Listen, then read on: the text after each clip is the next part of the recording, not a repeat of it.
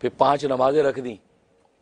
5 नमाजें रखी इसलिए कि आप जानते हैं कि नमाज असल इबादत हकीकत में नमाज ही है, और नमाजी भी 5 रखी और इशारा कर दिया कि ये नमाज किसी से माफ़ होने वाली नहीं। रोज़ा माफ़ हो सकता है, ज़कात माफ़ हो सकती है, हज माफ़ हो सकता है, लेकिन नमाज किसी से माफ़ नहीं।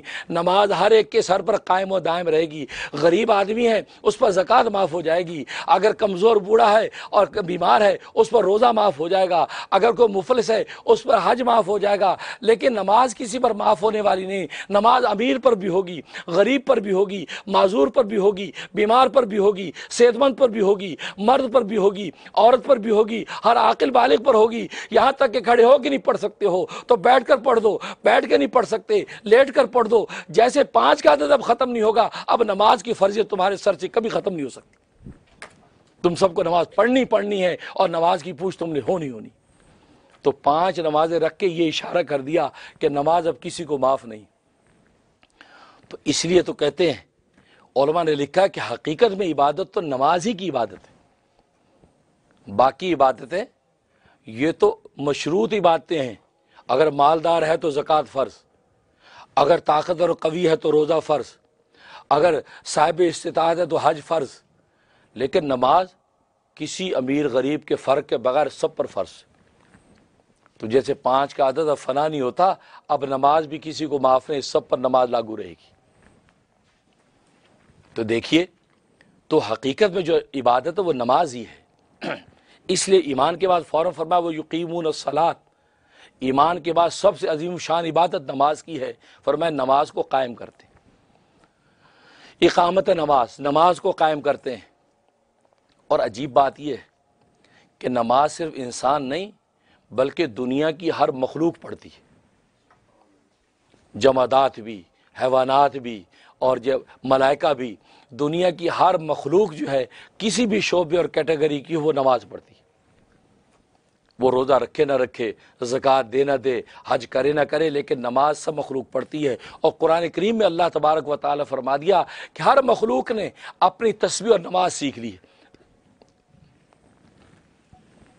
अलीम सलात व तस्बीहू, कि हर मखलूक ने अपनी नमाज और तस्बीह सीख ली। गोया कि हर मखलूक नमाज पढ़ती है। और नमाज की इबादत को अल्लाह तबारक व तआला ने पूरी दुनिया की मखलूक़ात के अंदर एक एक रुकन करके बांट दिया है। लिहाजा नमाज में क़याम है तो जितने आलम नबातात नज़र आते हैं, दरख्त नज़र आते हैं, कहीं खजूर का दरख्त खड़ा है, कहीं आम का दरख्त खड़ा है, तो जितने हमें दरख्त नज़र आते हैं ये सब के सब क़याम का रुकन अदा कर रहे हैं, सब क़याम में। अल्लाह की नमाज जो क़याम में। और जितने आलम हवानात, गाय नज़र आती है, बकरी नज़र आती है, भेड़ नज़र आती है, ये सब के सब रुकू में हैं। अल्लाह तबारक व तआला ने नमाज का रुकू उनको अता कर दिया। वो गाय हर वक्त रुकू में है, बकरी हर वक्त रुकू में है। गोया कि जितने जानवर हैं ये सब के सब रुकू की नमाज पढ़ रहे हैं। इसलिए कि आप जानते हैं कि पहली उम्मतों में किसी उम्मत में रुकू था, किसी में सजदा था, किसी में क़याम था। गोया कि एक एक रुकन बटे हुए थे, लेकिन उम्मत मोहम्मदिया को सारी इज्तिमाई नमाज अता कर दी। तो अल्लाह तबारक व तआला ने पूरी कायनात के अंदर भी अरकान व खुल्क में तकसीम कर दी। फिर सजदे में चले जाएं तो जितने हशरातुल अर्ज़ हैं, बिच्छू है, केकड़ा है, सांप है, ये सब के सब सजदा अदा कर रहे हैं। बिच्छू हर वक्त सजदे में, केकड़ा हर वक्त सजदे में, लॉब्स्टर हर वक्त सजदे में। तो गोया कि जितने ये हैवानात हशरात और अर्ज़ नज़र आते हैं ये आपको हर वक्त सजदे में नज़र आते हैं। अल्लाह तबारक व तआला उनको सजदे की नेमत से नवाज दिया। सजदे से उठकर तशहुद में इंसान जब बैठता है तो तशहुद के अंदर इंसान के नीचे का घेर ज़्यादा होता है, ऊपर का घेर कम होता है।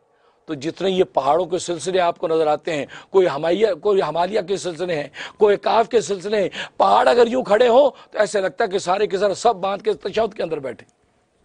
तो तशहुद का जो हिस्सा था अल्लाह तबारक व तआला पहाड़ों के अंदर तकसीम कर दिया, और पहाड़ यूं खड़े हैं जैसे तशहुद में, तो तशहुद उसमें तकसीम हो गया। और नमाज में तस्बीहात हैं, सुबहान अल्लाह है, अल्लाह अकबर है, अल्हम्दुलिल्लाह है। तो ये तस्बीहात अल्लाह तबारक व तआला मलाइका के अंदर तकसीम कर दी। इसलिए कि मलाइका आप जानते हैं कि हर वक्त अल्लाह की तस्बीह करते हैं। कोई सुबहान अल्लाह कहता है, सुबहान रब्बिल अज़ीम कहता है, सुबहान रब्बिल आला कहता है। तो तस्बीहात मलाइका के अंदर तकसीम हो गई।